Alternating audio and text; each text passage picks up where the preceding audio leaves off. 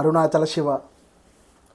సాధారణంగా మనకు చాలామంది ఫోన్లు చేస్తూ ఉంటారన్నమాట. వారి యొక్క కష్టాలు అవి ఇవి చెప్పుకోవడానికి చేస్తూ ఉంటారన్నమాట. అందులో చాలా వరకు ఏంటంటే వారికి వాళ్ళు సెల్ఫ్గా బాధపడిపోతూ ఉంటారు. స్వామి నాకు ఇన్ని కష్టాలు ఇచ్చేశాడు, నేను ఇన్ని కష్టాలు భరించలేకపోతున్నాను, ఇన్ని కష్టాలు అసలు మనిషికి ఇన్ని కష్టాలు అసలు భరించడానికి శక్యం అవుతుందా అని చెప్పేసి చాలామంది వారి యొక్క ఆ భావన తీవ్రతని మనతో పంచుకోవడానికి ఫోన్ చేసి మాట్లాడుతూ ఉంటారన్నమాట. అలా అని చెప్పి వాళ్ళు భక్తులు కారని కాదన్నమాట. వాళ్ళు భక్తులే, స్వామి మీద ప్రగాఢమైన విశ్వాసం ఉంది. కానీ ఆ ఉన్న కష్టాలకి భరించలేక స్వామిని అప్పుడప్పుడు నిందిస్తూ ఉంటారు. వారి కోసము ఇది స్పెషల్గా చేయాలనిపించింది అనమాట. చాలామంది చేసే ఫోన్స్లో ఇదే మెయిన్గా నాకు అనిపిస్తూ ఉంది. సో అందుకనేసి నాకు తెలిసిన ఒక చిన్న వివరణ మీకు ఇద్దామని చెప్పేసి వీడియో చేస్తూ ఉన్నాను. యాక్చువల్గా ఏంటంటే మీరు ఎంత గొప్ప భక్తులైనా కూడా మీకున్నటువంటి కష్టాలకి స్వామివారు వచ్చి ఆ కష్టాలని తీర్చేస్తారు అని చెప్పేసి మనకి ఎక్కడ ఏ శాస్త్రం కానీ ఏ పురాణాలు చెప్పలేదన్నమాట. అది ఎలా ఉంటుందంటే మీ యొక్క కష్టాన్ని తీర్చుకోవడానికి స్వామివారు ఒక మార్గాన్ని ఏర్పాటు చేస్తారు, అంతవరకే, అక్కడ వరకే ఉంటుందన్నమాట. అంతేగాని మీరు చేసిన ప్రతిదానికి కూడా అది రెక్టిఫై అయిపోతుందని చెప్పేసి ఏమీ లేదు. మీకు ఒక చిన్న ఎగ్జాంపుల్ చెప్తాను, మీకు విషయం అర్థమైపోతుంది. ఒక తల్లి బిడ్డలు ఉన్నారన్నమాట. ఆ తల్లి కుంపడి దగ్గర కూర్చొని ఆ వంట చేస్తూ ఉంటుంది. ఈ పిల్లవాడు నడుస్తూ నడుస్తూ కూడా అక్కడికి వద్దామని ప్రయత్నం చేస్తూ ఉంటాడు. అమ్మకి తెలుసు, వాడికి తెలియదు అన్నమాట. అది కుంపటి వెళ్ళి తాగితే కాలిపోతుంది అన్న విషయము అమ్మకి తెలుసు, కానీ ఆ చిన్నపిల్లాడికి తెలియదు.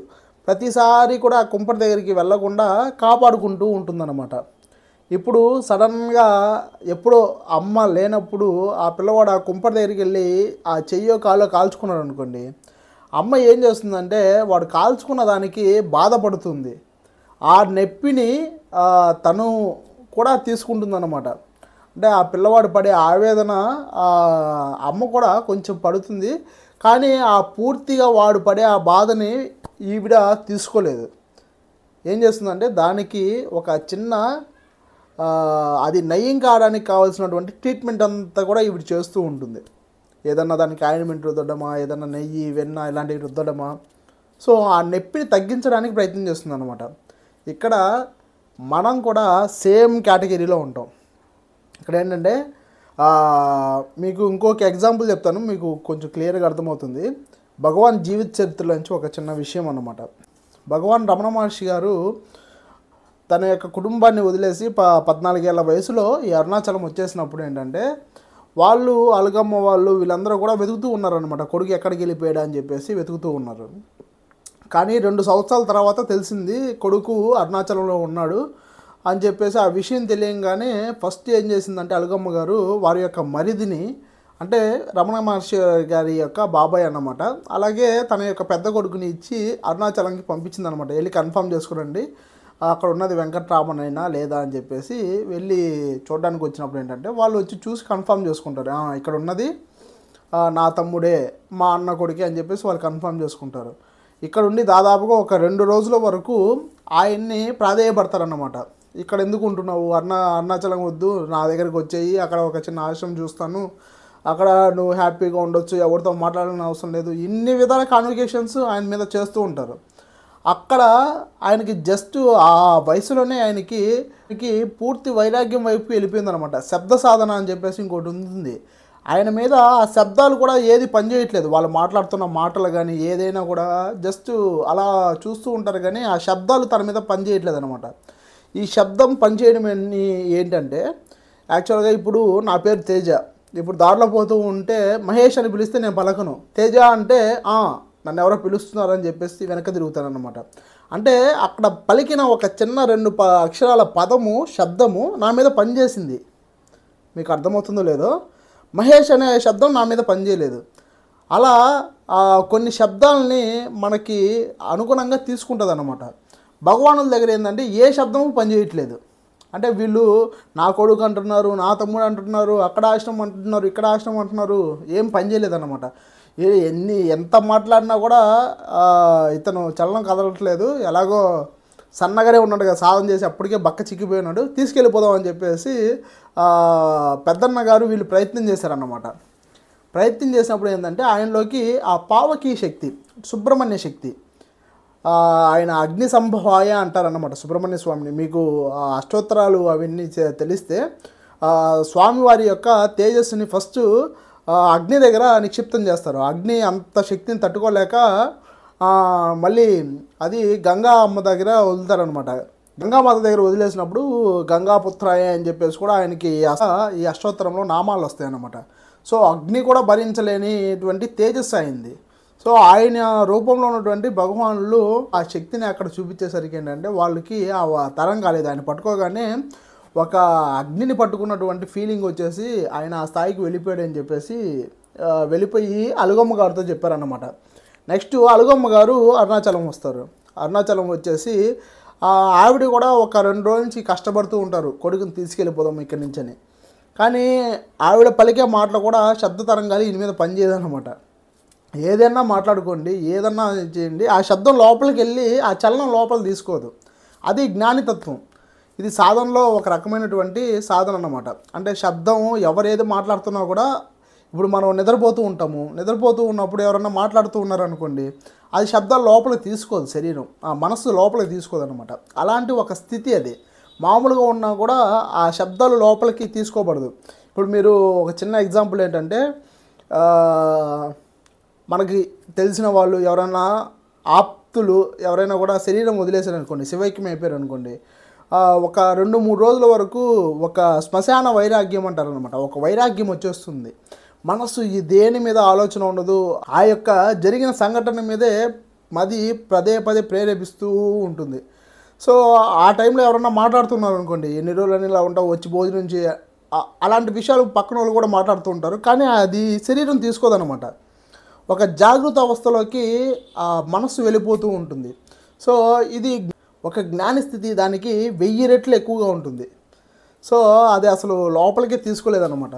తర్వాత కొంతసేపటికి భగవానులు ఒక ఫస్ట్ ఆయన చెప్పినటువంటి ఫస్ట్ ఉపదేశం అన్నమాట, ఉపదేశంగా మనం తీసుకోవచ్చు. ఇప్పటికీ భగవాన్ ఆశ్రమంలో దాన్ని ఫ్రేమ్స్ కూడా అమ్ముతూ ఉంటారు.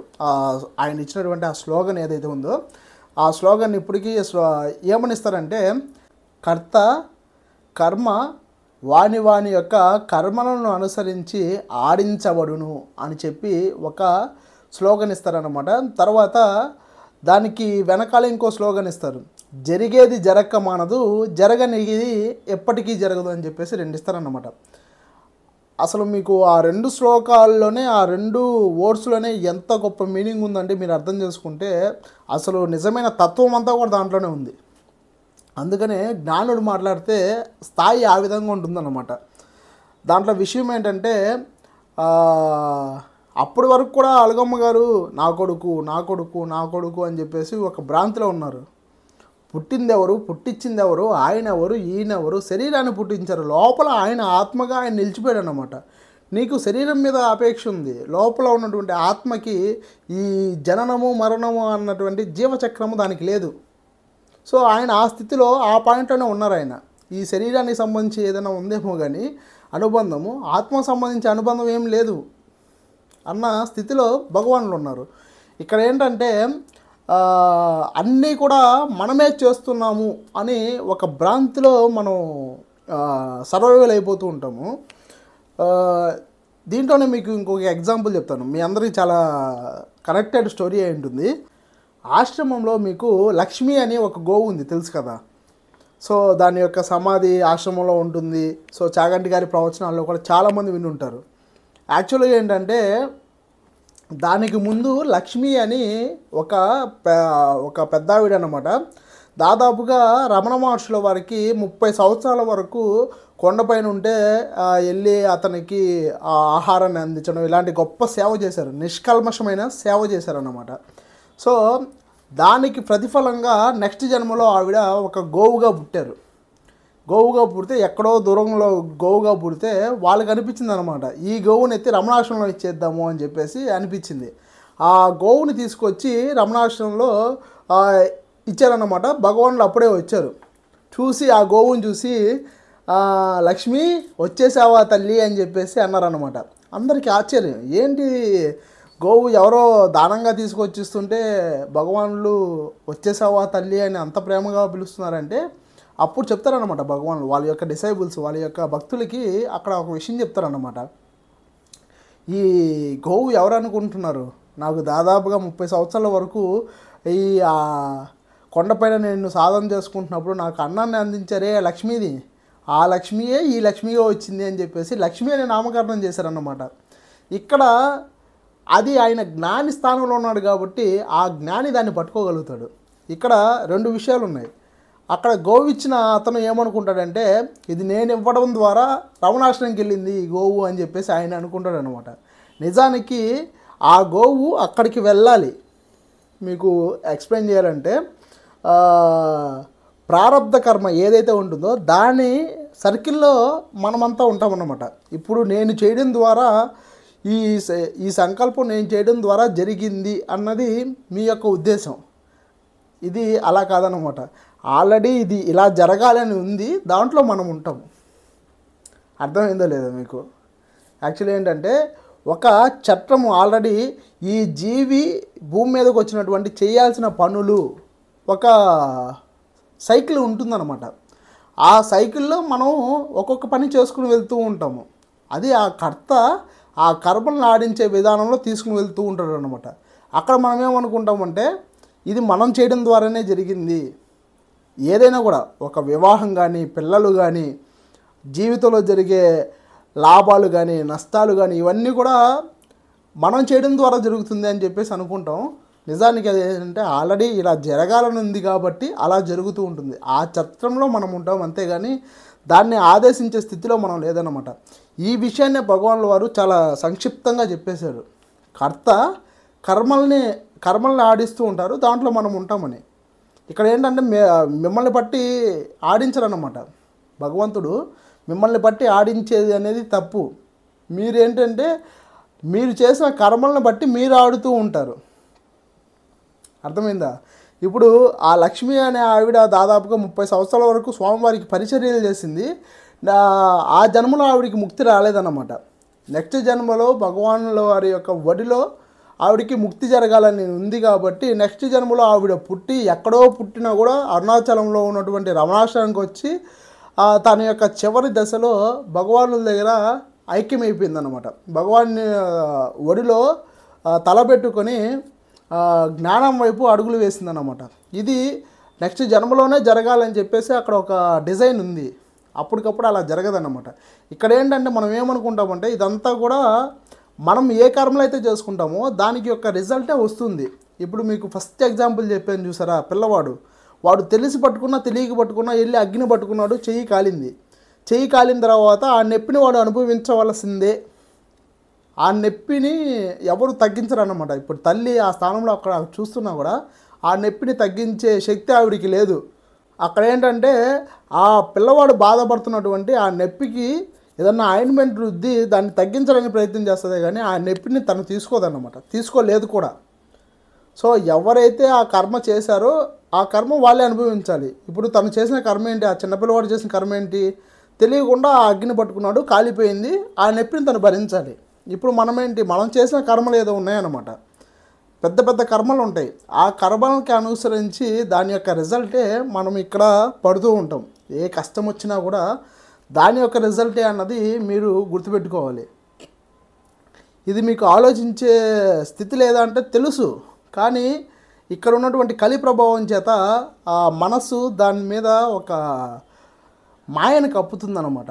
ఆ మాయ ఎప్పుడైతే మీలోంచి విడిపోతుందో అప్పుడు మీరు కరెక్ట్గా ఉండగలుగుతారు.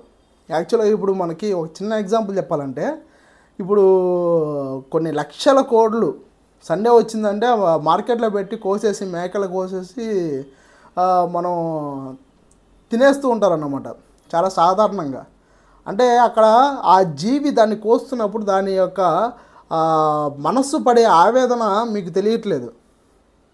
కానీ మీకేం కావాలంటే దాని ఆవేదన వద్దు, కానీ దాని శరీరం కావాలన్నమాట. దాని శరీరాన్ని తీసుకొని ఏదో ఒక కర్రీ చేసుకొని హ్యాపీగా తినడం కావాలి. ఆ మనసు పడే కష్టం ఎవరు అనుభవిస్తారు? చేసిన మీరే అనుభవించాలి. అది మానసిక క్షోభ, అది పడేటప్పుడు ఎంత ఆవేదన అయితే అనుభవించిందో దాన్ని తిన్న మీరే అనుభవించాల్సి వస్తుందన్నమాట. ఇది మీకు తెలియదా అంటే దాని శరీరం వదిలితే కానీ మీకు ఆహారం రాదన్న విషయం మీకు తెలుసు.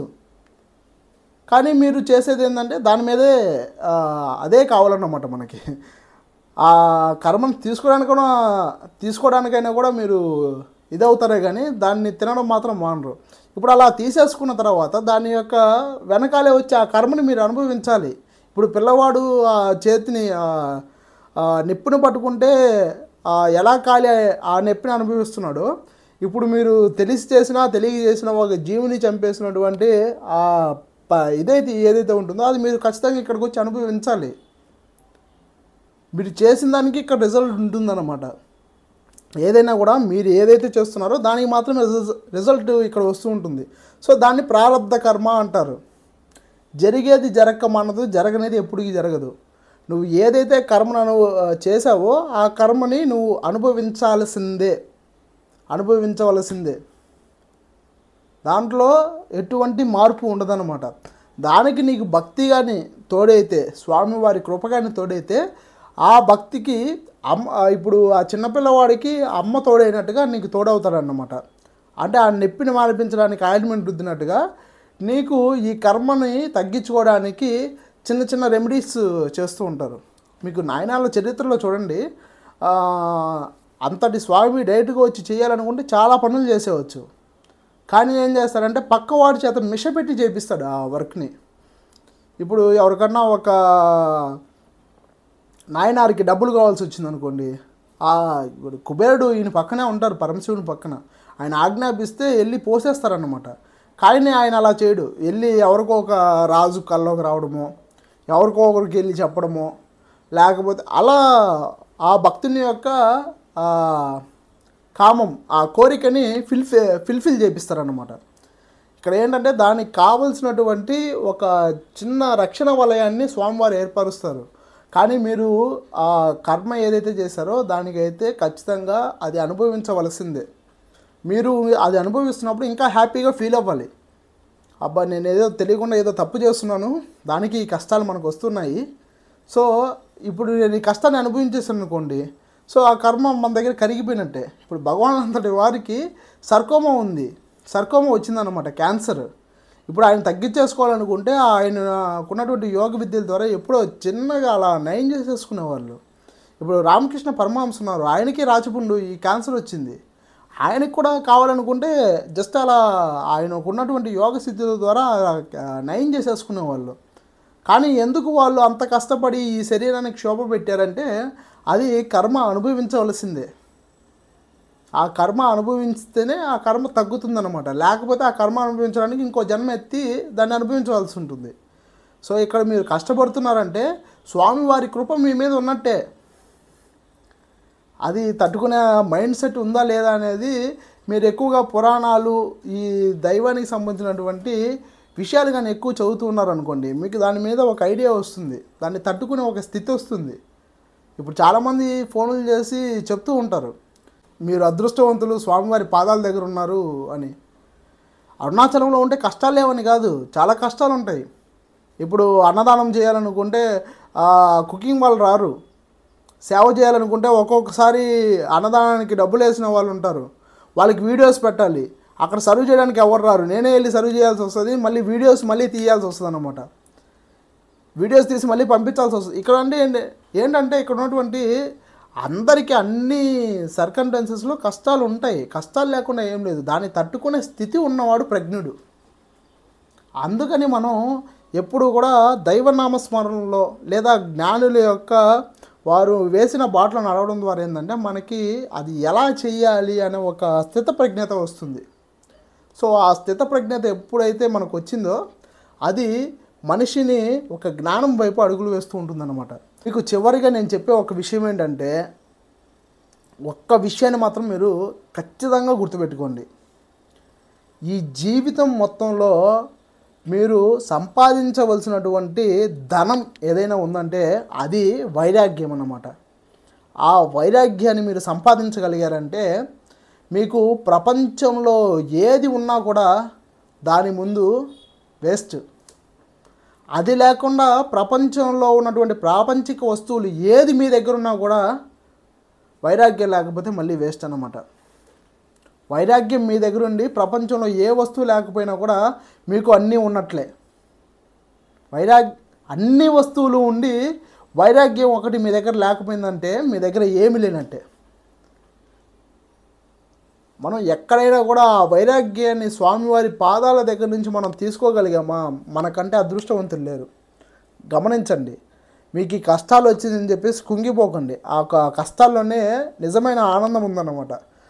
ఆ దెబ్బ పడినప్పుడే మనలో మన యొక్క స్థాయి ఏంటి, ఈ ఆత్మ యొక్క స్థాయి ఏంటి అనేది మీకు తెలుస్తుంది. సో పడండి లేయండి, పడండి లేయండి.